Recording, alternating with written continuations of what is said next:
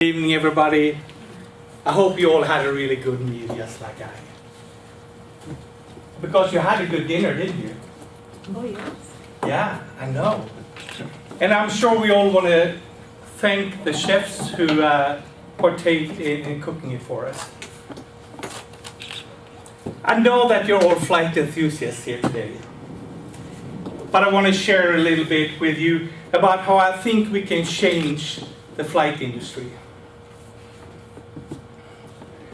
And I want to take a few cues from medicine and current medicine and alternative and complementary medicine. I'm sure you all know how aviation has helped medicine as we see today. Today, when we go in for surgery, we use tick charts, just like you do as a pre-start check before your flight. There's a tick chart that the doctor makes to make sure he doesn't leave anything inside the wound at surgery, for instance. So there are modalities from the airplane industry that we use in medicine. And I think it's time for the medical industry to pay back. That some of the modalities we use throughout complementary and alternative medicines be used for aviation.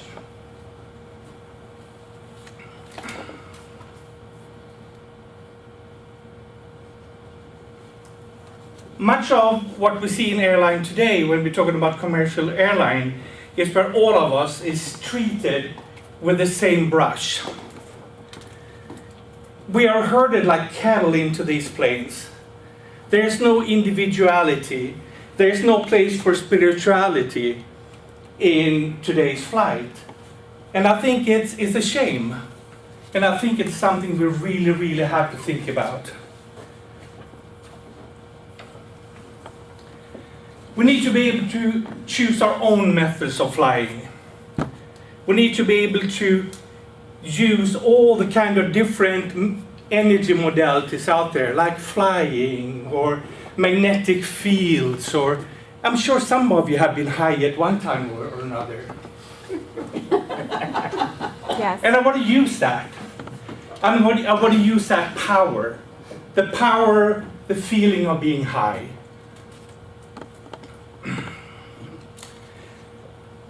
If you look at the philosophy behind airplanes today, it goes back to white, male, European modalities and thoughts about flying, and it's really stupid. I mean, there are so many other ways.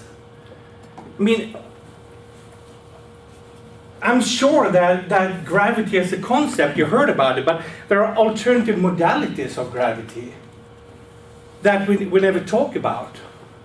I mean, Albert Einstein and Newton in all honor, but there are other ways of looking at gravity. Did you ever heard about the Dent method of flying? The Dent method is outlined in the book The Hitchhiker's Guide to the Galaxy.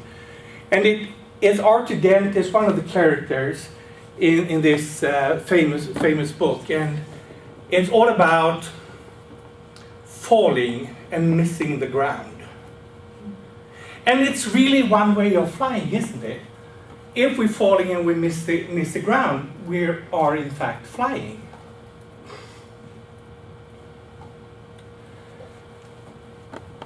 But if you... Sorry. If you look at airplane design today, all that concept we build into our airplane, it really builds on this archaic, man-centered way of looking at science and aviation.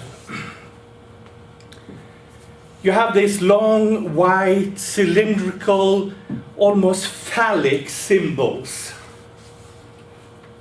that don't at all look into the sensitivity of women and children, really. Do we really want to put our children into that kind of phallistic symbols? No, there should be a more spiritual, a better way of showing the feminine part of flying. I'm not sure what it is, but I'm sure we can find out.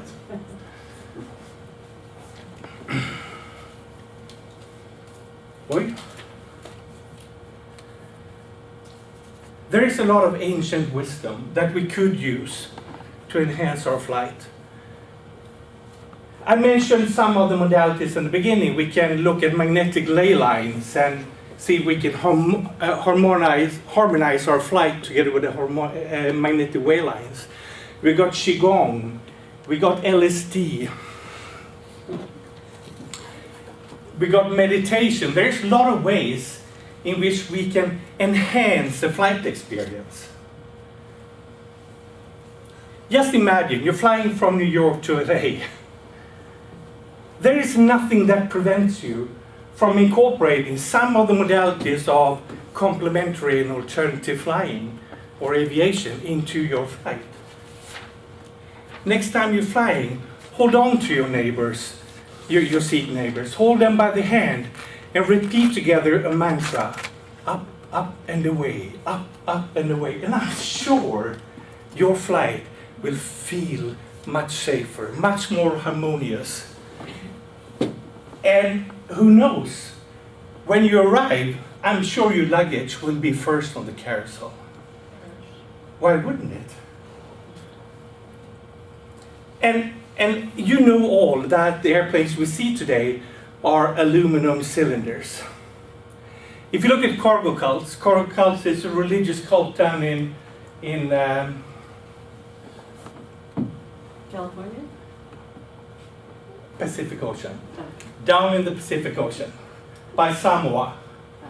It's called cargo cults. And they built planes of trees of bamboo, which is a perfectly good alternative way to provide organic flying.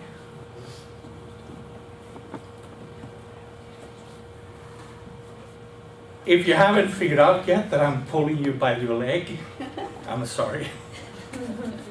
But anyhow, I think there is a time and a place for alternative flying. Of course, FAA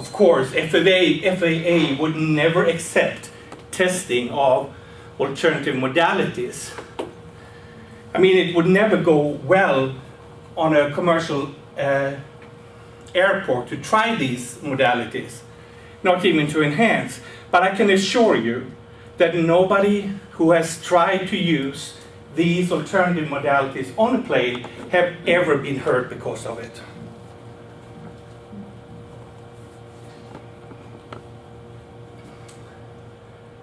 But there are ample testimonials from people who've been really high who say that they came down safely.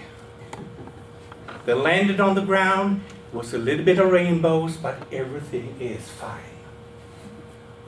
I think it's important that we try. And as a matter of fact, it is my suggestion that we have a flight coming very soon. And it would start somewhere on the rim of the Grand Canyon and follow the magnetic ley lines throughout the basin. It would be a ramp with a bamboo plane. And everybody inside would use only alternative methods of flying.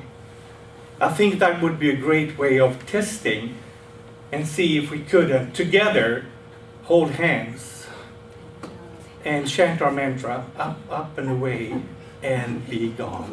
Thank you.